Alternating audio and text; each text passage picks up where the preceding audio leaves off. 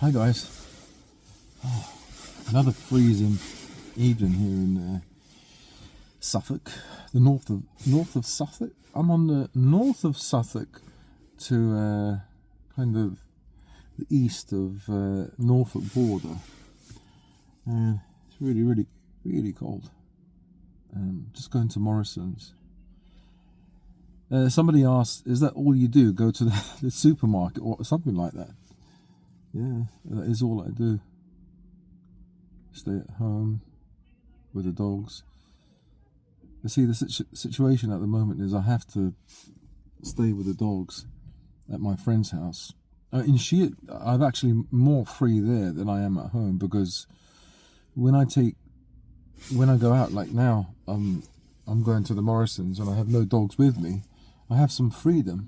It's like having kids, I suppose, and having like your mom or dad looking after your kids or something like that. You feel you need respite. Not that they give me any problems, but it's nice to be alone, just to go for a walk or drive alone, instead of always with the doggies.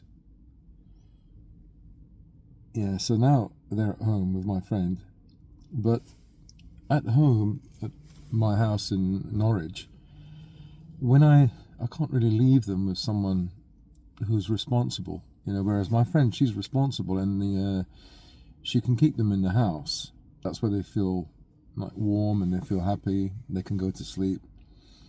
But in my house in Norwich, they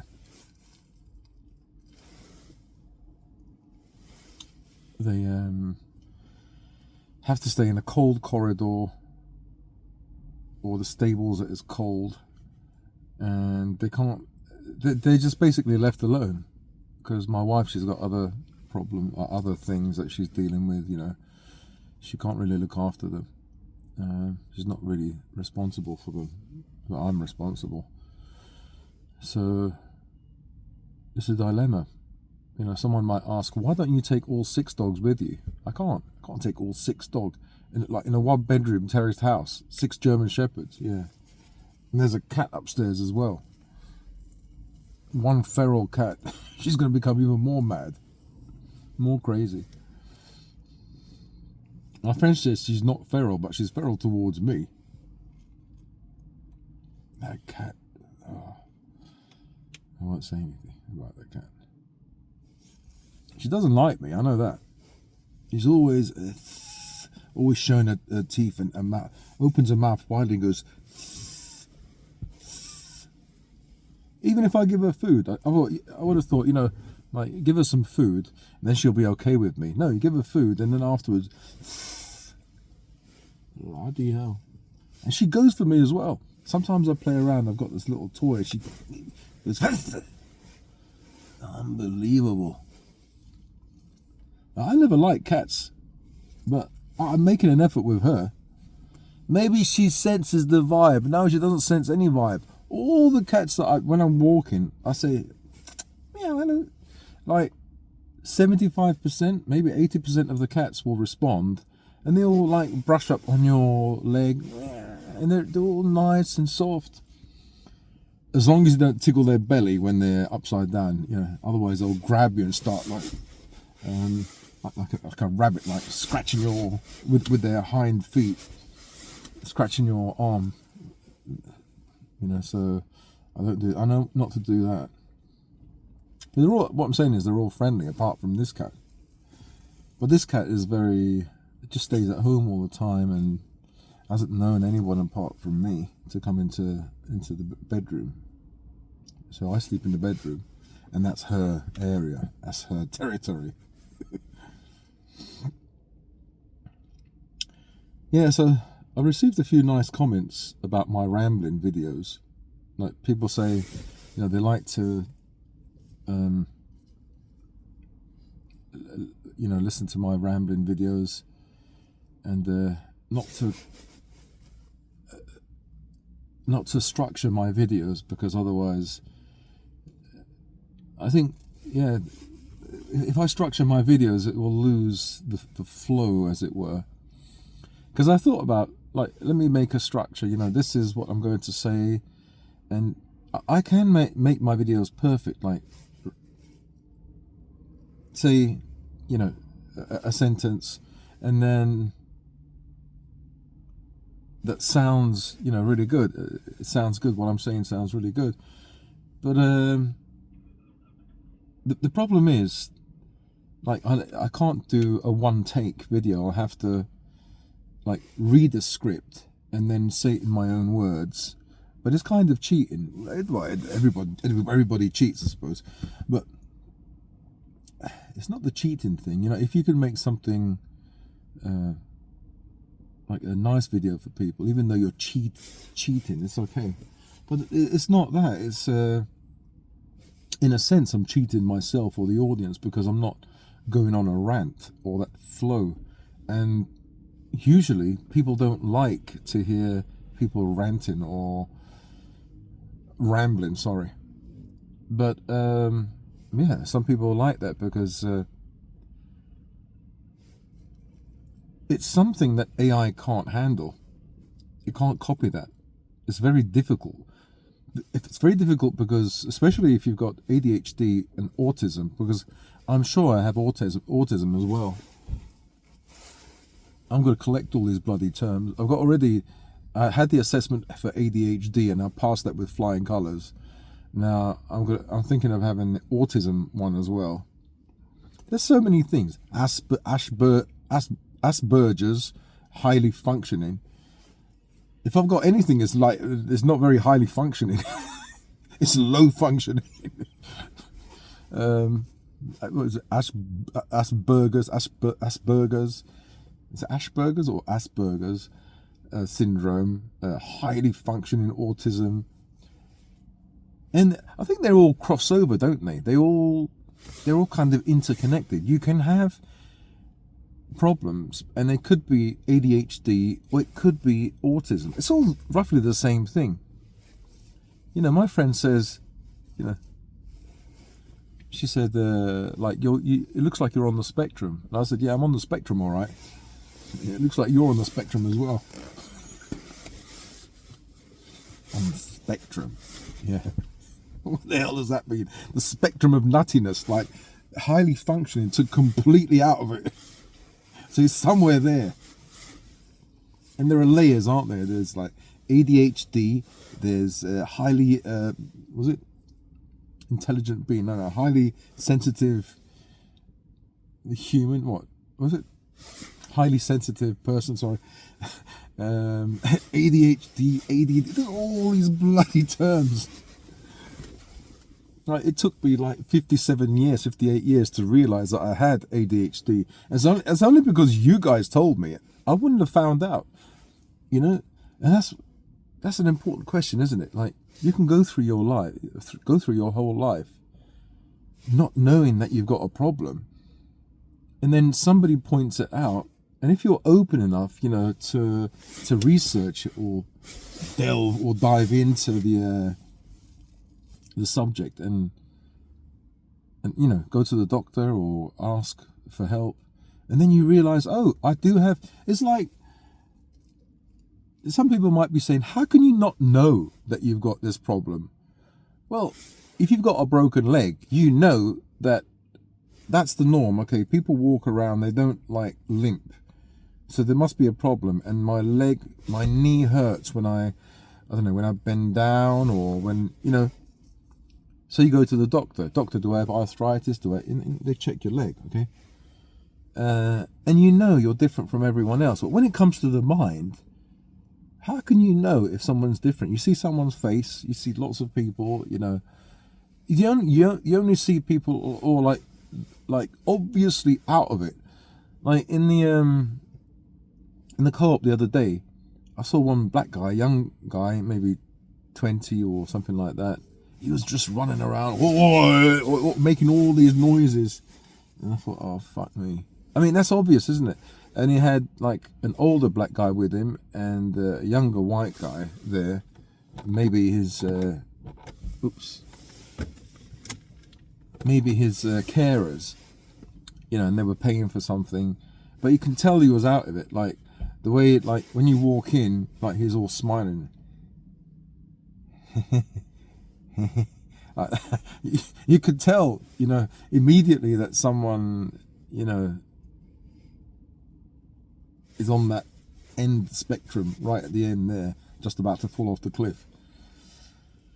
But how can you tell if someone's got, like, depression? You can't tell. If someone's got ADHD or autism, if it's slight,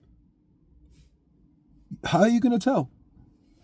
Maybe someone who is at the end of the spectrum, maybe you can tell if they're completely, like, lost all semblance of what it is to be, like, a human. Like, you can't hide it, basically. And this has been hidden from me. I didn't even know I had this problem. So I wonder, how many problems people have and go through their lives not knowing they have a problem. Hang on. They know they have a problem, but they don't know what the problem is. So they end up, like, losing their, self-confidence, self-esteem goes down the drain, and you end up feeling bad about yourself. So, for example, in my example, in my life, I wonder what other things I can cover up, like autism. That's the next one. Because, I gave an example of when I go to my friend's house, and not only when I go to my friend's house, this is me in general. If I watch YouTube, I have to watch something that's safe, that I feel is safe. What do I mean by that? I watch, like, programs like on the buses, or no, not on the buses, it's a bit too loud, but George and Mildred, A Man About the House, or I watch YouTube. And what YouTube does is it keeps you in that state, that ADHD state, because, well, I'm not sure if you can get out of it anyway, but or fight it. But it keeps you in that state because it gives you recommendations based on what you liked. So if you're a person that has an addictive kind of, I think I've got an addictive kind of personality or character, if it shows me a video about, I don't know, kittens, for example, and I love kittens, I will constantly be recommended the same kind of videos, and I'll be constantly watching. And that's what it's there for, is to get you addicted, get you to stay on its platform so it makes more and more and more money. So it basically takes your life away, your life force, your time. Time is money, time is life itself. So, so in the past, you had TV, and you wouldn't know when a program was on. Then they had the TV Times or radio, was it Radio Times? TV Times? And you had, like, this magazine where you could see, oh yeah, on Saturday there's match of the day at a certain time. Well, everybody knows what the match of the day is at 10:30. It's been around for like 50 years or whatever. But, other programs, oh look, there's this program, I can't. So you circle around, you would circle around that particular program and, I don't know, just write a reminder, and then at Thursday 5 o'clock you'd watch Laurel and Hardy or whatever, or some, like, EastEnders or whatever it is, some other program. But now with with YouTube, you can watch programs like 24/7 that you like. So it's an ADHD like heaven. So when I'm when I'm sitting at my friend's place and I'm watching my programs, I can watch a program, oh, well, this is interesting. Let's see what it talks, some conspiracy theory, or, some whatever I've been watching in the past, it will place in front of me and recommend. And so I'm watching something that I really want to watch. But the problem is, if my friend, if she wants to watch, oh, let's watch this, a nice romantic or whatever, nice action film, it's like it's the worst thing for me. I think, oh shit, I'm moving out of my safety zone, and which is not a problem, but I feel stress because I'm worried there might be some woke stuff, or not even woke stuff, but something I don't like, or something that triggers me. There might be some like superhero film, and I get triggered because I'm kind of old-fashioned. Like the superhero is going to be a woman, like a black guy, a Chinese person. Not going to be any white people there. If there is, that white person is going to be belittled, is the evil one. So that's what I mean by woke stuff. Which isn't good or bad. It's just like I don't want to see it. I get triggered. In my mind, it's bad. In my mind, I don't want to see it. But some people like that, so that's okay. But I don't want to see something that's going to trigger me and cause anxiety. And also the fact that I'd have to watch a whole film, and that's stressful as well. That causes so much stress. So the stress is because I'm not in control and I don't feel safe. And some people might say, yeah, you're a control freak. That's a problem. You're a control freak.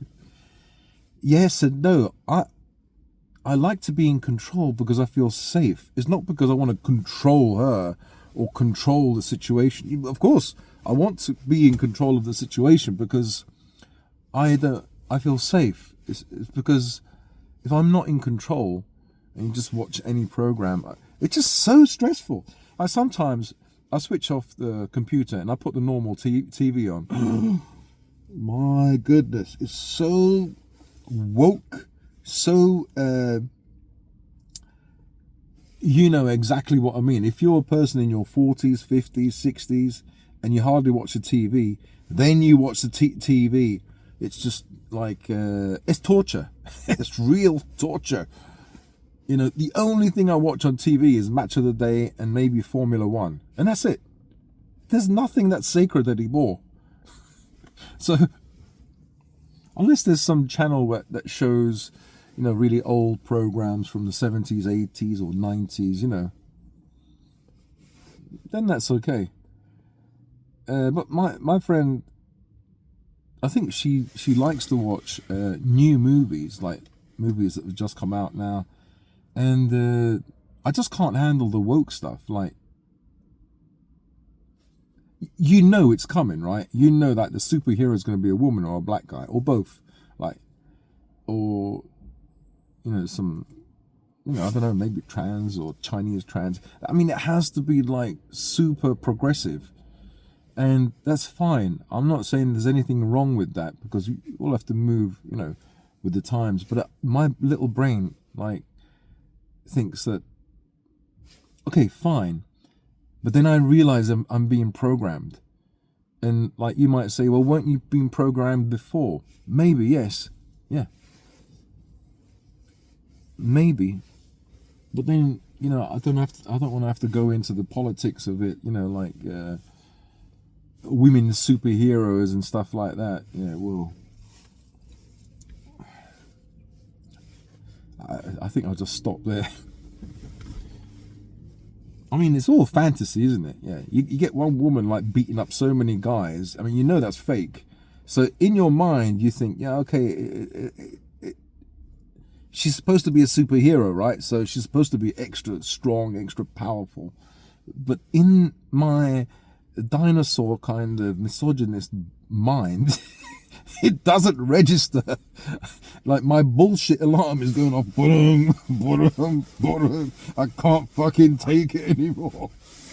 But I don't mean anyone ill. I don't, like, some of these actresses look really nice. But you see, me saying that's fucking sexist. So I'll just shut up and zip my mouth. Yeah, but going back to what I was saying. Oh, yeah. Okay, I diverted and I went back. Maybe some of you guys, maybe it's food for thought, isn't it? Maybe you have something wrong with you that you don't even know about. You do know, like, thinking back, somebody like the doctor might diagnose you with a congenital problem with your heart, where you get these little palpitations. It's nothing wrong, nothing will happen to you, but maybe you have these problems, and then you'll notice, I've always had palpitations when when I'm stressed out, and so you'll remember back in your past, in your history, and it kind of makes sense. Things kind of line up, Look, that's a horrible example, but a mental health one. So I always thought I was weird. I always realized I can't do structure. I can give so many reasons, but when it came to martial arts, the reason why I loved Bruce Lee was because he had no structure at all. He didn't like structure. Maybe he had ADHD, and he couldn't do the forms. You have to learn a form. Like in Tai Chi, you have the form. It starts off like this, and then you do this. There's a set form, and forms are there so you memorize them, and they could be handed down to the next generation. It makes sense, right? But I couldn't do the forms. I was bored, or I found it really complicated. I mean, obviously I can remember the form, but I just didn't like doing it. And so when it comes back to creating the videos, I feel that if I'm talking like this, I can get into a flow, and I don't know where it's going to go. So this is why AI can't ever copy me, because I don't know where I'm going. My own brain doesn't know where it's going. When I create a video, I don't know where it's going. So it's all in the moment.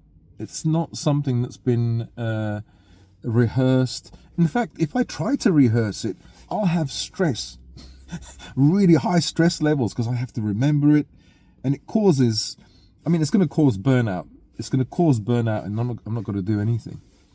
And of course, some videos come out okay. Some videos come out as kind of gibberish. I upload them, and then I think people maybe they realize that Gerald's talking rubbish today, but I'll just listen to him because it's I'm invested in him, because a lot of people are invested in YouTubers, and it works the other way around though, because I'm invested in you, because I'm invested in the fact that you're invested, if that makes sense. So because you're invested, it kind of, I kind of have a responsibility to not dissimilar to a drug addict, creating demand and then supplying that demand. That's a terrible example. You see the way my brain works? It just says things that I'll say it as it is, but for some people, they'll take it the wrong way. I don't mean it that way. How do I mean it? I don't know. But what I mean is, because I also have that problem. It's not a problem. You feel comfortable with a YouTuber, and you're invested in that YouTuber. You want to see what's going on in their life, what the next video is, And when I sit down, I feel comfortable listening to that voice, and it's soothing, and it's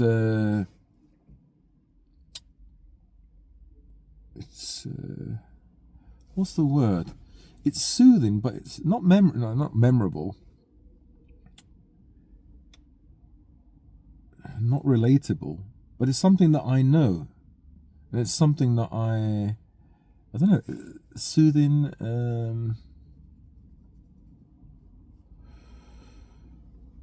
Something that feels safe. Yeah. Something that feels safe. And I feel safe listening to a particular person. Sometimes I don't like the, subject matter, what they're talking about. But then, you make allowances. You think, oh, okay. I think there was one guy in the Philippines, and he kept, I can understand he's talking to a particular audience, men over 40s, 50s, looking for you know, women in the Philippines, younger women, maybe sexpats, you know, people like that. But he's got a nice, friendly kind of, a likable kind of character. Although it's not that I don't like the subject matter. You know, I like women. I like people talking about younger women, but it's not really, living in the UK, you don't see many younger, beautiful, like Filipino women or whatever, Asian women. So I can't really relate. But I can relate to him as a man, you know, living in Asia and having that yellow fever and having lots of women, you know, want to be friends with him and stuff like that. And he talks about I think he came to the conclusion, I think a long time ago, that those young women don't want him for who he is. They want him for his money and what they can get from him. You know, so it's a bit sad. And but he does do some really cringy things. Like, for example, he was talking to a woman on the beach, and he was saying, kind of saying, like, although she didn't understand, you know, do you like it? Do you like doing it? You know, whatever. I think she said, oh, you know. So he was doing that for his audience of men. I think it was a bit low, you know. I know I'm judging him. I should judge myself, really, but. And I wrote a comment. I said the person's name. I said, it's a bit low, you know, doing that. You know, if she finds out, and then you'll make her look, just making her look bad is a bit low, you know. Anyway, but I watch his videos every once in a while to see what he's up to. But it's still the same stuff, all titillating stuff, you know, talking to a young girl, and then he takes a young girl, like 18, 20, to her room or his room, and they had a nice night, and she's half naked, he's half naked, and videoing her. It looks pathetic, to be honest, you know. But it keeps you honest, you know, because at one time I thought, yeah, I can go to the Philippines, have a nice young lady, you know, because they love older women, older men, maybe older women now. As long as they got money, they'll probably like older women as well. And that, you know, it just makes you think when you see videos like that. Even though I had an inkling, you know, I mean, just the thought of a young woman is good, but then you think, I don't know, 20 is really young. I think even 30 is young. 40 is okay, I suppose. I don't know. But anyway, I don't think about it. If I had to think about it, I would think, you know, there's a chasm there. There's such a huge difference in the way you think and energy levels. You would have to, I want to go out. It's some excitement when you just want to like chill out. You got a headache, or you got some brain problem or body problem. Your knees aching from shagging the night before. I want more. I want it 5 times a night. Fucking hell. You'll be dead within a week. Poor guy, you'll be sucked into the next life. Nah. Those things you do when you're young. I remember friends of mine boasting. Well, not friends, but people I know, young guys. I know they were bullshitting. They used to say, I can do it 5 times a night. No problem. I said, 5 times a night, really? No problem. If you're young, strong, you can do it. I know they were bullshitting, because I reckon after one time, like you're bloody drained, if you know what I mean. There's no way you could do it 5 times in a night. No way.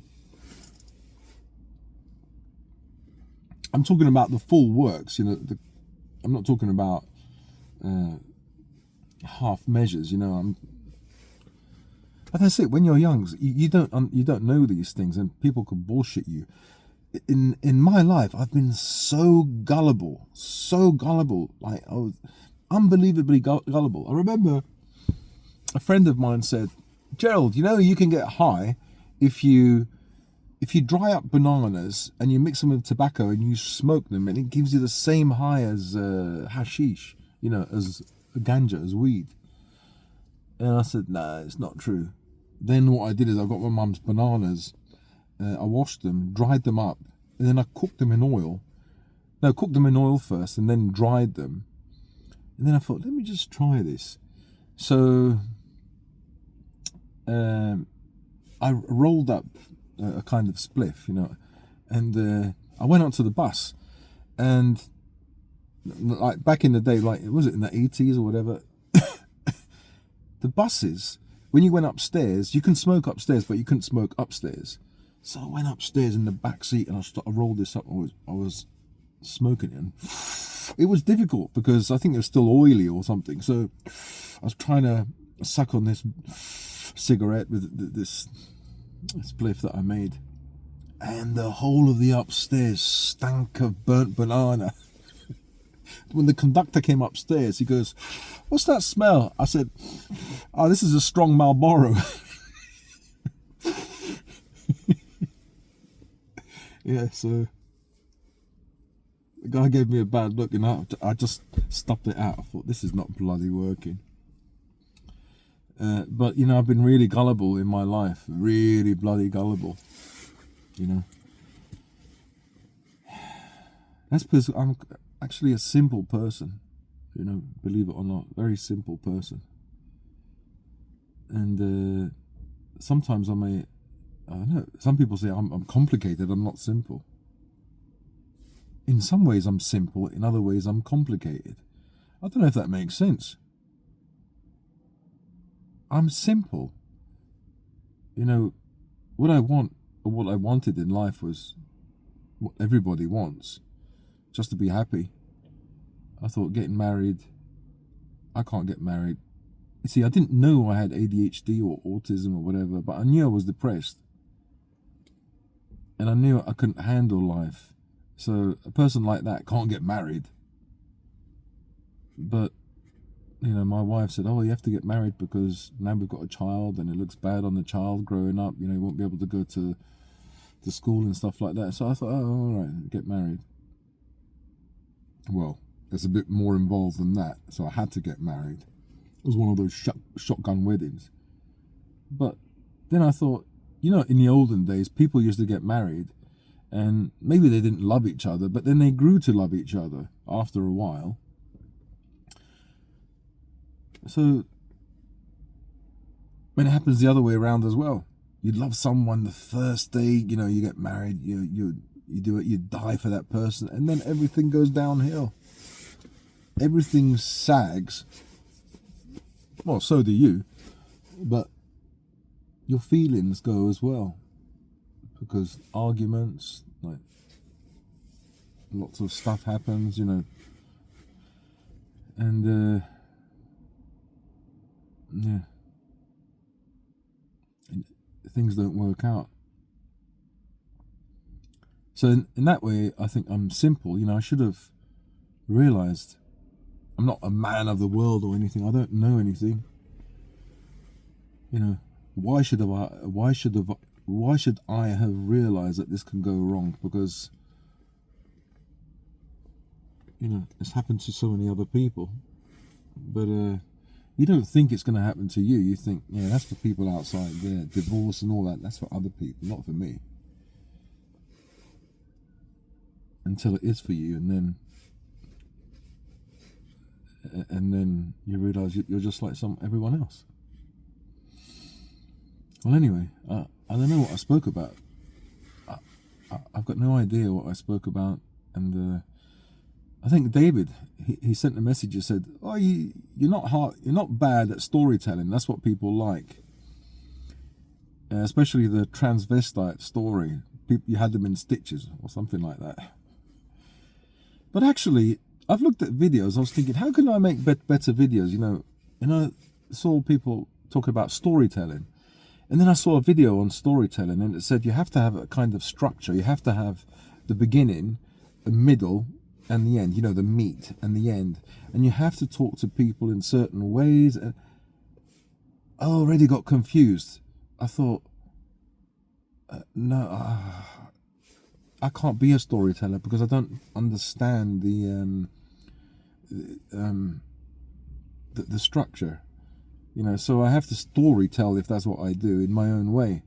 I can't story tell, and yet I story tell, if that makes sense. I just talk to people as if they're in front of me. I don't know if that's storytelling, but it's telling my story. Yeah, so David said about the transvest. If I do one of those, I can do some more. I've got some really bloody embarrassing moments in my life, sexual ones, that I will talk about soon, don't worry. But if people like it, I have to always continue doing those kind of, it'll become a comedy channel. So I'll do a few. One where I had to go to a clinic, a Victoria clinic in London. That's for sexually transmitted diseases, HIV and all that. That's when I was really worried about HIV, just after I had the transvestite thing, transsexual story. Because the thing broke, didn't it? So I thought I caught something. So I was sweating for months. And eventually I had to have the HIV thing. Then I had a problem with, I thought I had a problem with my nether region, so I had to go there. That's a bloody story. Another story, it was in China with I can't say it, but it was in a clinic, and the examination I had was from hell. It's not funny, actually. It was so painful. So I've got a few of those hilarious stories to reveal to you, but I thought I'll keep them until I feel like confident saying it, because I have to be careful saying those stories. I might come over wrong. Anyway, it's freezing here. My nose is freezing. My ears. It's really cold here, so I'm going to go and do some shopping. And yeah, I'll speak to you guys soon. Take care. Bye.